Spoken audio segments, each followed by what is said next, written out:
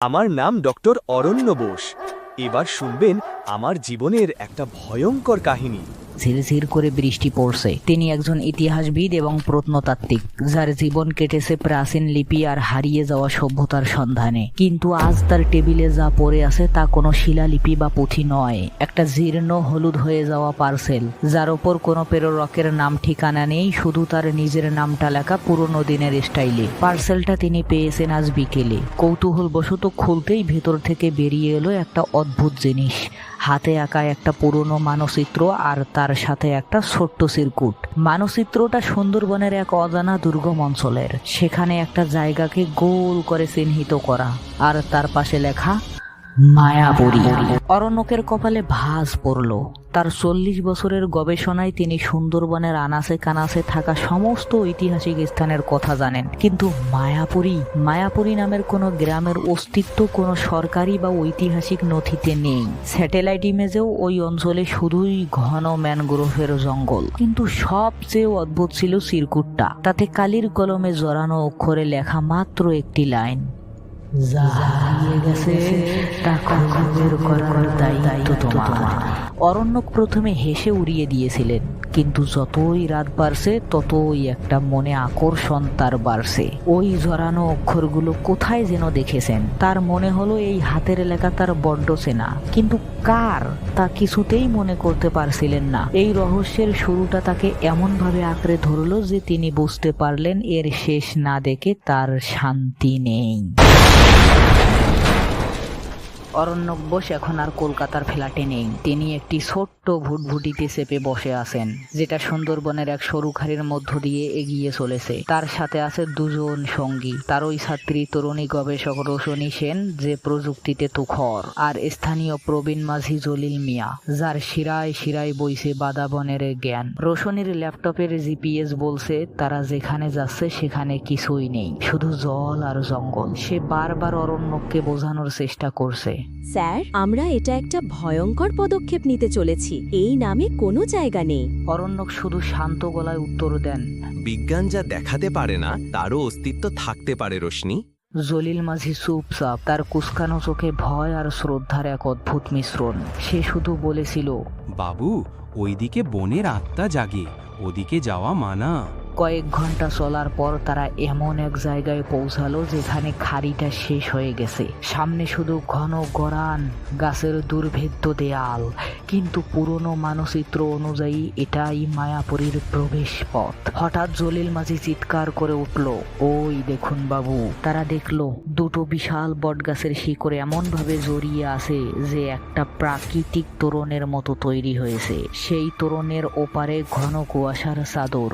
GPS এখানে এসে বিকল হয়ে গেল। অনিশ্চয় সত্ত্বেও রোশনী আর ভয় পাওয়া জলিল মাঝিকে নিয়ে অরণ্যক সেই কুয়াশার ভেতরে পা রাখলেন। কয়েক পা এগোতেই তাদের শরীর শিউরে উঠল। কুয়াশার ওপারে একটা সম্পূর্ণ গ্রাম, মাটির বাড়ি, উঠোন, পুকুর সবই আছে, কিন্তু সবকিছুই যেন কয়েকশো বছরের পুরনো। আর সবচেয়ে ভয়ের ব্যাপার হলো গ্রামটা একদম জনশূন্য। কিন্তু এটা কোনো সাধারণ পরিত্যক্ত গ্রাম নয়। বাড়িগুলোর ভেতরে উনুনে হাড়ি চাপানো, উঠোনে বাচ্চাদের খেলার মাটির পুতুল পড়ে আছে, যেন একটু আগেই এখানে সবাই ছিল আর হঠাৎ এক মুহূর্তে উবে গেছে। কোনো ধ্বংসের চিহ্ন নেই, কোনো লড়াইয়ের ছাপ নেই, শুধু এক হিমশীতল নীরবতা। তারা গ্রামের মাঝখানে একটা পুরনো মন্দিরের সামনে এসে দাঁড়ালো। মন্দিরের দেয়ালে এক অপরিচিত ভাষায় কি সব যেন লেখা।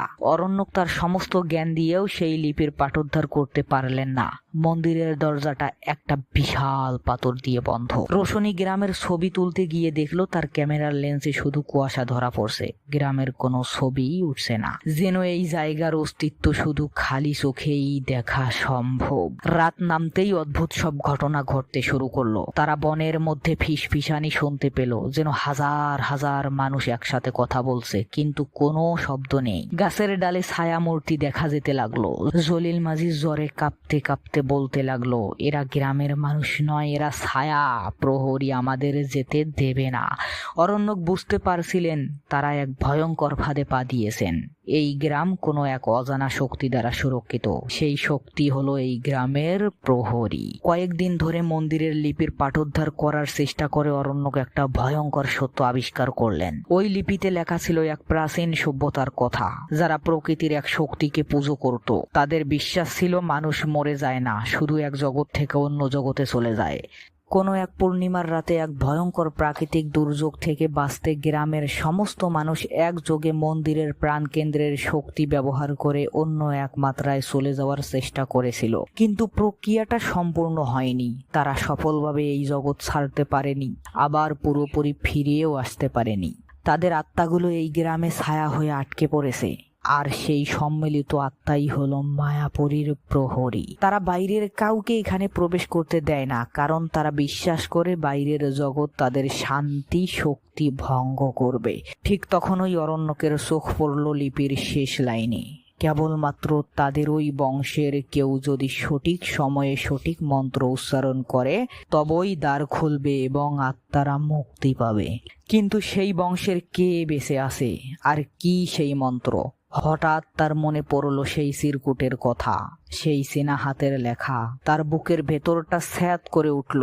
এটা তার মৃত স্ত্রী মায়ার হাতের লেখা। মায়া বিয়ের আগে সুন্দরবনের এক গ্রামের মেয়ে ছিল। সে প্রায়ই বলতো তার পূর্বপুরুষদের হারিয়ে যাওয়া এক গ্রামের কথা। অরণ্যক তখন সেটাকে নিষ্কই গল্প বলে উড়িয়ে দিয়েছিলেন।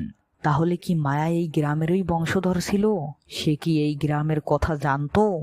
তার অসমাপ্ত কাজই কি অরণ্যককে এখানে টেনে এনেছে? এই ভাবনাটা মাথায় আসতেই অরণ্যকের ব্যক্তিগত কৌতূহল এক গভীর দায়িত্ববোধে পরিণত হলো। এটা আর শুধু একটা প্রত্নতাত্ত্বিক অভিযান নয়, এটা তার স্ত্রীর শেষ ইচ্ছা পূরণের লড়াই। সেই রাতে ছিল পূর্ণিমা। আকাশে বিশাল চাঁদ উঠতেই বনের ফিসফিসানি চিৎকারে পরিণত হলো। হাজার হাজার ছায়ামূর্তি তাদের ঘিরে ধরতে শুরু করলো। গ্রামের প্রহরী জেগে উঠেছে। তারা বুঝতে পারলো আজ রাতেই যা হওয়ার হবে। হয় তারা মুক্তি পাবে, নয়তো চিরকালের জন্য এই মায়াপুরীর অংশ হয়ে যাবে। মন্দিরের পাথরের দরজাটা কাঁপতে শুরু করলো। ছায়ারা ক্রমশ তাদের দিকে এগিয়ে আসছে। রোশনি ভয়ে চিৎকার করে উঠল। জলিল মাঝি তার লাঠি দিয়ে মাটি আঁকড়ে ধরে বিড়বিড় করে দোয়া পড়তে লাগলো। অরণ্যকের মাথায় তখন বিদ্যুৎ খেলে গেল। মায়ার পুরনো ডায়েরির কথা মনে পড়ল তার। মায়া প্রায়ই একটা অদ্ভুত ছড়া লিখত, যেটা সে তার দিদিমার কাছে শুনেছিল। অরণ্যক সেটাকে ছেলে মানুষই বলে গুরুত্ব দেননি, কিন্তু এখন তার মনে হলো ওটাই হয়তো সেই মন্ত্র। অরণ্যক চোখ বন্ধ করে মায়ার মুখটা স্মরণ করলেন এবং কাঁপা কাঁপা গলায় সেই ছড়াটা আবৃত্তি করতে শুরু করলেন।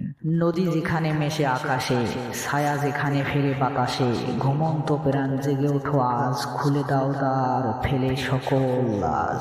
ছড়াটা শেষ হতেই এক অবিশ্বাস্য ঘটনা ঘটল।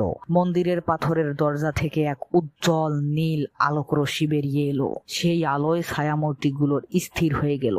তাদের ভয়ঙ্কর মুখগুলোতে ফুটে উঠল শান্তির আভা। ফিসফিসানি পরিণত হলো এক সুরেলা সঙ্গীতে। পাথরের দরজাটা ধীরে ধীরে একপাশে সরে গেল। ভেতরে একটা ছোট্ট ঘর, আর তার মাঝখানে শূন্যে ভাসছে একটা উজ্জ্বল স্ফটিক প্রাণ পাথর। অরণ্যক বুঝতে পারলেন তাদের কাজ শেষ। আত্মারা এবার মুক্তি পাবে। তিনি রোশনি আর জলিলকে নিয়ে মন্দির থেকে বেরিয়ে এলেন। তাদের পেছনে নীল আলোটা ক্রমশ উজ্জ্বল থেকে উজ্জ্বলতার হতে লাগলো। একটা সময় আলোটা এত তীব্র হলো যে পুরো গ্রামটাকেই গ্রাস করে ফেললো। তারা চোখ বন্ধ করে ফেললো। কয়েক মুহূর্ত পর যখন চোখ খুলল তখন তারা হতবাক। তাদের সামনে কোনো গ্রাম নেই, কোনো মন্দির নেই, শুধু ঘন জঙ্গল, যেমনটা তারা প্রথম দেখেছিল। মায়াপুরী যেন এক মুহূর্তের স্বপ্নে এসে আবার মিলিয়ে গেছে। রোশনির ক্যামেরা জিপিএস সব কিছু আবার ঠিকঠাক কাজ করছে, কিন্তু মেমোরি কার্ডে কোনো গ্রামের ছবি নেই, শুধু কয়েকটা ঝাপসা আলোর বিন্দুর ছবি ছাড়া। তারা নৌকায় ফিরে এলো। কারো মুখে কোনো কথা নেই। যে রহস্যের সন্ধানে তারা এসেছিল সেই রহস্য তারা সমাধান করেছে, কিন্তু তার কোনো প্রমাণ পৃথিবীর সামনে তুলে ধরার উপায় নেই। কলকাতায় ফিরে আসার এক সপ্তাহ পর অরণ্যক বোস আবার তার স্টাডি রুমে বসেছিলেন। তার টেবিলে রাখা মায়ার ছবিটার দিকে তাকিয়ে তিনি মৃদু হাসলেন। তার মনে আর কোনো প্রশ্ন নেই, কোনো অতৃপ্তি নেই। তিনি হয়তো কোনো ঐতিহাসিক আবিষ্কারের প্রমাণ আনতে পারেননি, কিন্তু তিনি যা পেয়েছেন তা তার চেয়েও অনেক বেশি। তিনি পেয়েছেন এক অসমাপ্ত ভালোবাসার গল্পের সমাপ্তি, হাজারো বন্দি আত্মার মুক্তি আর নিজের ভেতরের এক গভীর শান্তি। তিনি মায়ার ছবির দিকে তাকিয়ে ফিসফিস করে বললেন, তোমার মায়াপুরী এখন মুক্ত মায়া, তোমার প্রহরীরাও শান্তিতে আছে। বাইরে তখন আবার বৃষ্টি নামছিল, কিন্তু আজ রাতের সেই বৃষ্টি অরণ্যকের মনে এক অদ্ভুত প্রশান্তি এনে দিল। যে গল্পের শুরুটা তাকে অস্থির করে তুলেছিল, তার শেষটা তার আত্মাকে শান্ত করে দিয়ে গেল। আর এভাবেই গল্পটা শেষ হয়ে গেল।